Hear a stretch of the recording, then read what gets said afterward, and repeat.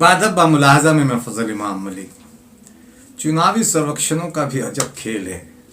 पता नहीं कहाँ कहाँ से किससे पूछ पाछ कर सब कुछ तैयार कर देते हैं। बिहार में चुनाव का ऐलान हुआ नहीं कि एक सर्वे एजेंसी ने सामने आ गई, एक समाचार चैनल के साथ मिलकर उसने जो सर्वे पेश किया वो आज चौंकाने वाला है। हम इस पे बात करेंगे, लेकिन इससे पहले एक गुजारिश है, एक निवेदन है कि अगर अभी तक आपने बादब बामुलाहजा को लाइक, सब्सक्राइब और शेयर नहीं किया तो इसे सब्सक्राइब करें, लाइक करें और ज़्यादा से ज़्यादा शेयर करें ताकि हम एक बड़ी ताकत बनकर उभरें।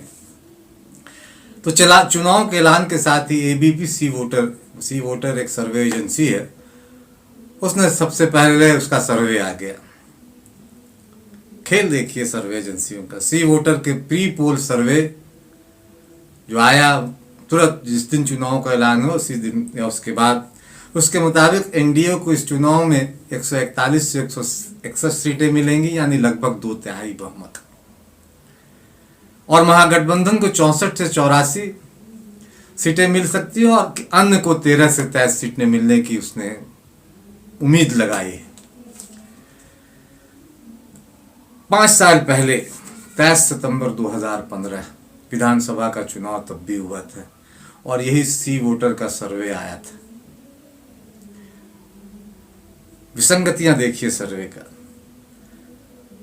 तब महागठबंधन को उसने 112 सीटें दी थी और एनडीए को 117 सीटें उसके सर्वे के हिसाब से मिल रही थी।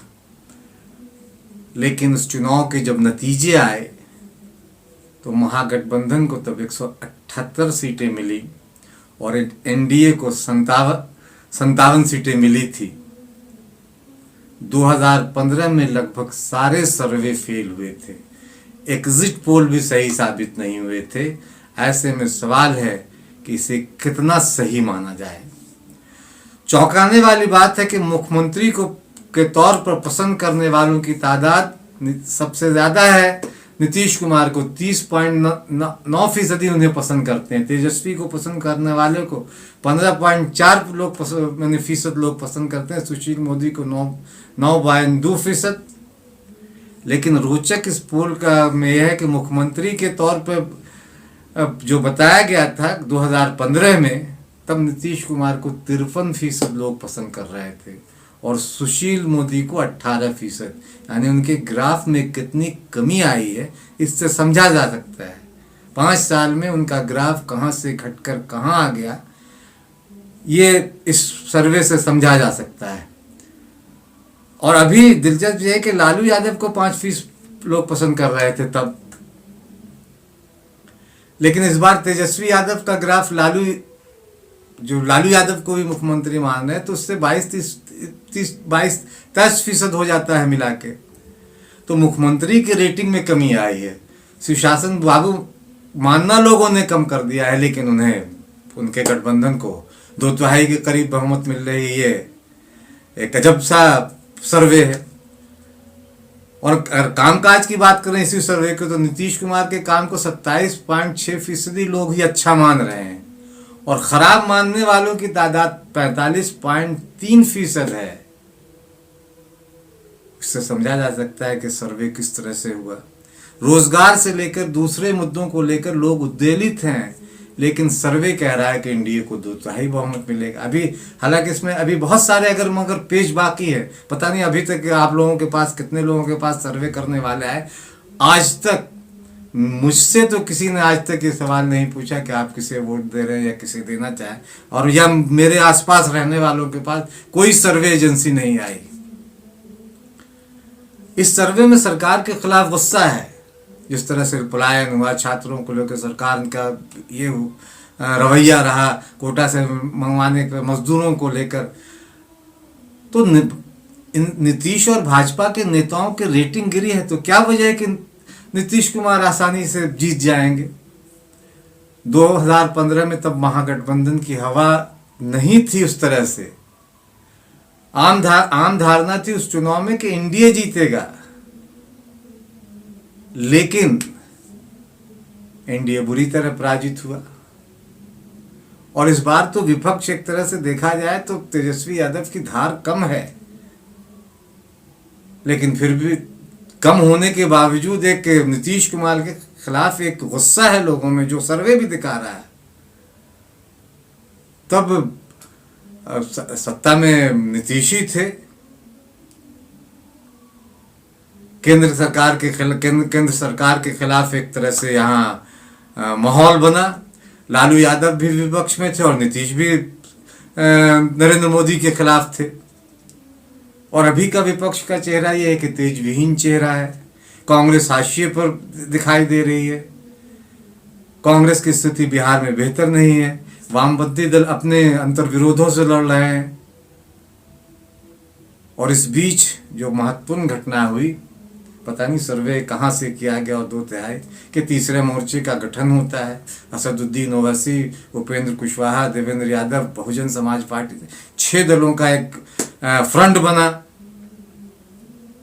लोक जनशक्ति पार्टी अलग चुनाव लड़ रही है, जो जदयू के खिलाफ ही ज्यादातर उम्मीदवार उतार रही है।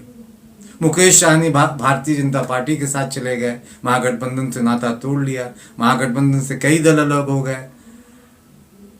वाम मोर्चे के अपने अंतर्विरोध इसलिए हैं कि सीपीआई के जो छात्र इकाई है वो भाकपा के रवैये के से आहत है। उसने अपनी कुछ जगहों पर अपने उम्मीदवारों को खड़ा कर दिया है। माना यह जा रहा है कि तेजस्वी यादव ने भाकपा की काट में भाकपा माले को ज्यादा तवज्जो दी। तो इस तरह की बातें हो रही है। पिछले 3 साल में विपक्ष के नेता के तौर पर तेजस्वी का नैरेटिव क्या रहा, तेजस्वी ने क्या कुछ किया, कहीं दिखाई नहीं दिए। हर जब मुद्दे गंभीर रहे हुआ है, चाहे वो चमकी बुखार रहा है या वो मुजफ्फरपुर शेल्टर होम कांड रहा है या सृजन घोटाला रहा है, इन तमाम मुद्दों पर तेजस्वी यादव तेज विहीन रहे, गायब रहे सीन से, पूरे सीन से। और देखा सही में मानों में देखा जाए तो राष्ट्रीय लोक समता पार्टी और उसके अध्यक्ष उपेंद्र कुशवाहा ज्यादा सक्रिय रहे, चाहे वो शिक्षा का सवाल हो या वो स्वास्थ्य का सवाल हो या छात्रों का सवाल हो। तो ऐसे में सवाल बहुत सारे हैं। तो विपक्ष के पास मौका है इस बार, और इस बार तीसरे मोर्चे की धमक से जो कथित महागठबंधन है, जिसमें अब कुछ दल ही रह गए हैं, वाम दल, कांग्रेस और राजद, अगर वो साथ लेकर सारे दलों को चलता तो बिहार में एक बहुत बेहतर विकल्प बन सकता था। लेकिन तेजस्वी यादव का अहंकार और लालू यादव का परिवार प्रेम ने महागठबंधन को तो कोई नुकसान तो पहुंचाएगा। बिहार की 12-13 करोड़ की जो आवाम है उसके खिलाफ भी उन्होंने एक तरह से हल्ला बोला है। तो परिवर्तन को लेकर बहुत ज्यादा सक्रिय नजर नहीं आ रहे हैं लालू यादव और उनका परिवार। और आरोप तो ऐसा भी लग रहा है कि अंदर खाने कहीं उनसे भारतीय जनता पार्टी के साथ कोई डील तो नहीं हुई है। एक मामले में जब जमानत मिली तो ये बात और भी सरगोशियां करने लगी बिहार के सियासी गलियारों में कि ये उसी डील का एक हिस्सा है। तो जो चेहरा महागठबंधन में दिखाई दे रहा है वो तेज विहीन चेहरा है, उससे बहुत उम्मीद नहीं है। वैसे बिहार के चुनाव बहुत रोचक होंगे। पप्पू यादव ने भी एक अलग मोर्चा बना रखा है चंद्रशेखर आजाद के साथ और प्रकाश अंबेडकर के साथ। लेकिन धमक इन सब के बीच वो एक मुख्यमंत्री का चेहरा उपेंद्र कुशवाहा को बनाने के बाद लड़ाई दिलचस्प होगी, रोचक होगी। सर्वेक्षणों का जो सर्वे सामने आया है, ये सारे सर्वे ध्वस्त होंगे, क्योंकि सर्वे अचानक कहाँ किससे किन सब लोगों से पूछ कर किए गए, कहा नहीं जा सकता। लेकिन ये तय है कि इस बार बिहार के चुनाव में कुछ नया होगा और तमाम सर्वेक्षण फिर एक बार गलत साबित होंगे।